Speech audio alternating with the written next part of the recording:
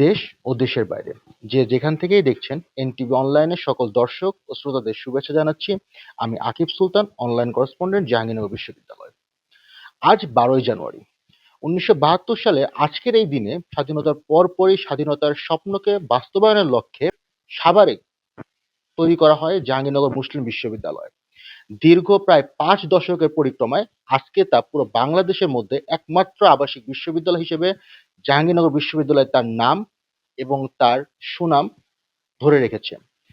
আজকে এই বিশ্ববিদ্যালয়ের জন্মবার্ষিকীতে আমাদের সাথে অতিথি হিসেবে রয়েছেন জাহাঙ্গীরনগর বিশ্ববিদ্যালয়ের সাবেক শিক্ষার্থী এবং বর্তমান উপাচার্য অধ্যাপক ডক্টর মোহাম্মদ কামরুল হাসান।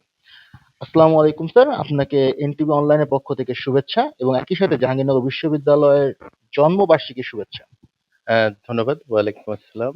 স্যার, আমি প্রথমে একটা পরিচয় দিয়েছিলাম যে আসলে আপনি জাহাঙ্গীরনগর বিশ্ববিদ্যালয় এই ক্যাম্পাসের সাবেক একজন শিক্ষার্থী। সাবেক শিক্ষার্থী হিসেবে বা বিশ্ববিদ্যালয়ের বর্তমান উপাচার্য হিসেবে আসলে আপনার কাছে কেন মনে হয় যে জাহাঙ্গীরনগর বাংলাদেশের অন্যান্য বিশ্ববিদ্যালয়গুলো থেকে একটু আলাদা? আম প্রথমত এটা বাংলাদেশের একমাত্র আবাসিক বিশ্ববিদ্যালয়। ফলে এই বিশ্ববিদ্যালয়টি তৈরি হয়েছিল ভিন্ন একটা আকাঙ্ক্ষাকে সামনে নিয়ে।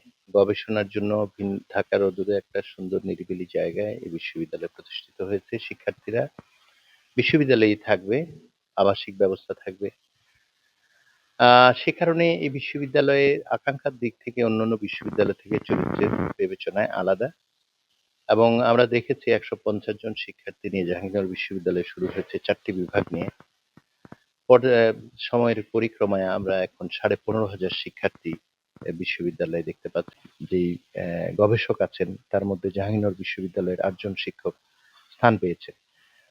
এবং আমরা সেগুলোই বিবেচনায় রেখে জাহাঙ্গীরনগর বিশ্ববিদ্যালয়ে শিক্ষা গবেষণা খাতে অধিক মনোযোগী হওয়ার চেষ্টা করেছি। যেমন শিক্ষকদের গবেষণা বরাদ্দ আগে যা ছিল তার চেয়ে দ্বিগুণ করা হয়েছে এবং তার ফলাফল হয়তো আমরা সামনে আরো ইতিবাচক পাবো। শিক্ষার্থীদের গবেষণার জন্য যে বিষয়টি খুব গুরুত্বপূর্ণ তা হচ্ছে পাবলিক বিশ্ববিদ্যালয়গুলোতে সরকারি বরাদ্দের মাধ্যমেই আমরা আসলে চলি। এখানে শিক্ষার্থীদের টিউশন ফির উপর নির্ভর না করে বরং জনগণের করের টাকায় সরকার যে ইউনিভার্সিটিতে বরাদ্দ দেয় সেটার উপরই নির্ভর করা হয়। কিন্তু যেটা একটু হতাশাজনক সেটা হলো আমরা দেখেছি জাতিসংঘের পক্ষ থেকে যদিও বলা হয়েছে যে জিডিপির ৪-৬% শিক্ষা খাতে বরাদ্দ হওয়া উচিত। সেখানে আমরা দেখলাম বাংলাদেশে ১.৫৩% গত বছরে আমরা দেখেছি। যেটা অত্যন্ত হতাশাজনক।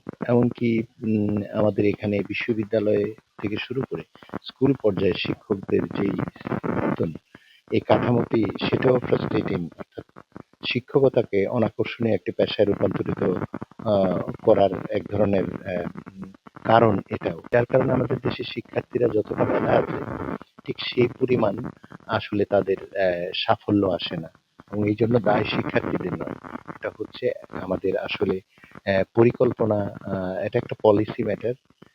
সেই জায়গাতেই আসলে পরিবর্তন হওয়া উচিত। তবে আমরা মনে করি যে বিশ্ববিদ্যালয়ের সীমিত সামর্থ্যের মধ্যেও আমরা কিছু পরিবর্তন করার চেষ্টা করেছি। যেমন অটোমেশনের আওতায় বিশ্ববিদ্যালয়কে আনা হচ্ছে এবং এখানে বিশেষ করে অটোমেশনে যে আ উম বিজনেস ডিমান্ড বলতে যে অংশটা আছে বিআরডি, সেটায় আমাদের বিজনেস রিকমেন্ডেশন ডিমান্ড যেটা আহ, এইটা আমরা একটা মাস্টার প্ল্যানের আওতায় এনে অটোমেশন এমনভাবে করার চেষ্টা করছি যাতে করে ১০ ধরা যাক শিক্ষার্থীদের পরীক্ষা শাখা, পরিবহন, লাইব্রেরি, প্রশাসনিক কর্মকাণ্ড, ব্যাংক সার্ভিস সবগুলোকে আমরা প্যাকেজের মধ্যে এনে একটা মাস্টার প্ল্যান করে অটোমেশনের যে চিন্তা ভাবনা এটা করছি। এতে করে শিক্ষার্থীদের আর পুস্তক ক্রয় করার যে জায়গাটা অথবা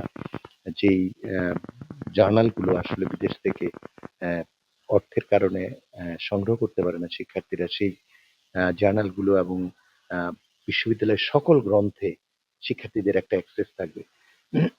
আমরা এই পদক্ষেপগুলো গ্রহণ করার মাধ্যমে আমাদের যে সার্ভিসগুলো এটাকে সহজ করার পাশাপাশি শিক্ষার্থীদের জ্ঞান অর্জনের যে সুযোগ সেটাকে অবারিত করার চেষ্টা করছি। আশা করি তার প্রতিফলন আমরা সামনের দিকে পাবো।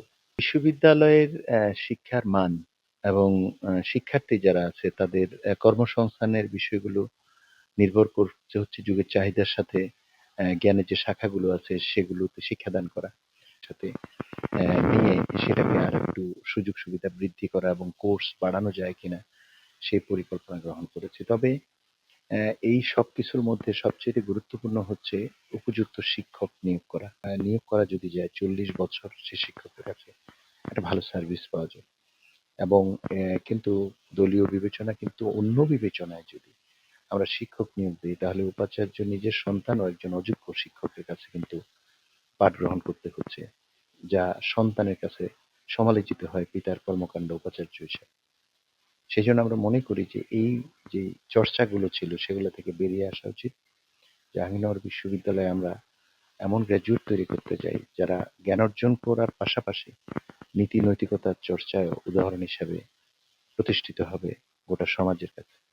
সেই জন্য আমরা মনে করি যে বিভিন্ন পর্যায়ে আমাদের এই সদ্গুণ যে চর্চার যে জায়গাটা আছে সেটাকে আরো একাডেমিক পর্যায়ে নিয়ে এসে আমাদের আচরণের মধ্যে তার প্রতিফলন ঘটাতে হবে। কারণ শুধুমাত্র জ্ঞান অর্জন কোনোভাবেই মানুষের প্রত্যাশিত লক্ষ্যে পৌঁছায় না। আমরা তো দেখেছি বেনজির মতিউরদের তারা একটি প্রতিযোগিতামূলক পরীক্ষায় নিজেদেরকে মেধাবী প্রমাণ করেই কিন্তু এই চাকরিগুলো তে তারা নিজেদের সম্পৃক্ত করতে পেরেছিলেন, কিন্তু শুধুমাত্র সততা, নৈতিকতা এবং অঙ্গীকারের জায়গাটি না থাকার কারণে আমরা দেখেছি যে তাদের পাশাপাশি উপাচার্য এবং মসজিদের ইমামরাও কিন্তু দেশ থেকে পালিয়ে যেতে হয়েছে। ফলে জাহাঙ্গীরনগর বিশ্ববিদ্যালয়ে আমরা পরিবর্তিত পরিস্থিতিতে আমরা যুগের চাহিদা অনুযায়ী এমপ্লয়াবিলিটি বৃদ্ধি করার পাশাপাশি প্রকৃত মানুষ হিসেবে তৈরি করার যে চেষ্টাটা সেটাতেও মনোযোগ দিতে চাই। আমরা মনে করি যে প্রাথমিক বিদ্যালয় থেকে শুরু করে বিশ্ববিদ্যালয় পর্যায় পর্যন্ত প্রত্যেকটি জায়গায় একজন শিক্ষার্থীকে জ্ঞান অর্জনের পাশাপাশি নীতি বোধ সম্পর্কে সজাগ থাকা এবং তার চর্চার দিকে আকৃষ্ট করা খুবই জরুরি হয়ে পড়েছে। জাহাঙ্গীরনগর বিশ্ববিদ্যালয় এই পরিকল্পনা রয়েছে যাতে করে শিক্ষার্থীরা একই সঙ্গে জ্ঞান অর্জনের পাশাপাশি নৈতিকভাবে আলোকিত হয়। তবে কাঙ্ক্ষিত বাংলাদেশ পাওয়া সম্ভব, যেটা আমরা ১৯৭১ সনে মহান মুক্তিযুদ্ধের মাধ্যমে অর্জন করেছিলাম, কিন্তু বারবার বাধাগ্রস্ত হয়েছি। দু একটি ব্যতিক্রম ছাড়া অধিকাংশ ক্ষেত্রেই আমরা ব্যর্থ হয়েছি। তো সেই জায়গায় আমাদের সফলতার জন্য নৈতিকভাবে আলোকিত জ্ঞানী মানুষ প্রয়োজন। জাহাঙ্গীরনগর সেই ধরনের জ্ঞানী শিক্ষার্থী প্রডিউস করার ক্ষেত্রে অঙ্গীকারাবদ্ধ এবং আমরা এই ব্যাপারে